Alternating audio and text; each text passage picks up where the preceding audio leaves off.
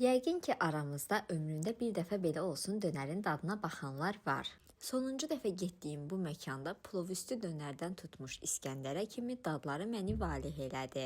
Əsas məsələ isə menyuda seçim şansı çoxdur, lahmacundan tutmuş pidəyə, isti yeməklərə kimi var. Porsiyon dönərin yanında təqdim olunan sousun dadı çox əla alınmışdı və ətlə birlikdə möhtəşəm bir ahəng təşkil eləyirdi. Xırçıltılı badımcan salatında ən önəmli nüanslardan biri də xırt-xırt olmasıdır. Burada da tam da o cür idi. Plovüstü dönər də seçimlərimiz arasında yer almışdı. Üzərindəki ətin bolluğu öz sözünü deyirdi.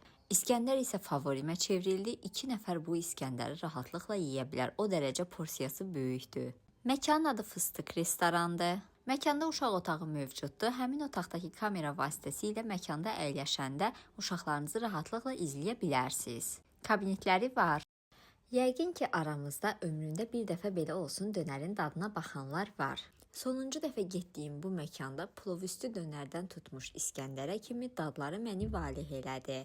Əsas məsələ isə menyuda seçim şansı çoxdur. Lahmacundan tutmuş pidəyə, isti yeməklərə kimi var. Porsiyon dönərin yanında təqdim olunan sousun dadı çox əla alınmışdı və ətlə birlikdə möhtəşəm bir ahəng təşkil eləyirdi. Xırçıltılı badımcan salatında ən önəmli nüanslardan biri də xırt-xırt olmasıdır. Burada da tam da o cür idi. Plovüstü dönər də seçimlərimiz arasında yer almışdı. Üzərindəki ətin bolluğu öz sözünü deyirdi. İskəndər isə favorimə çevrildi. 2 nəfər bu İskəndəri rahatlıqla yeyə bilər. O dərəcə porsiyası böyükdür. Məkanın adı Fıstıq restorandır. Məkanda uşaq otağı mövcuddur. Həmin otaqdakı kamera vasitəsilə məkanda əyləşəndə uşaqlarınızı rahatlıqla izləyə bilərsiniz. Kabinetləri var.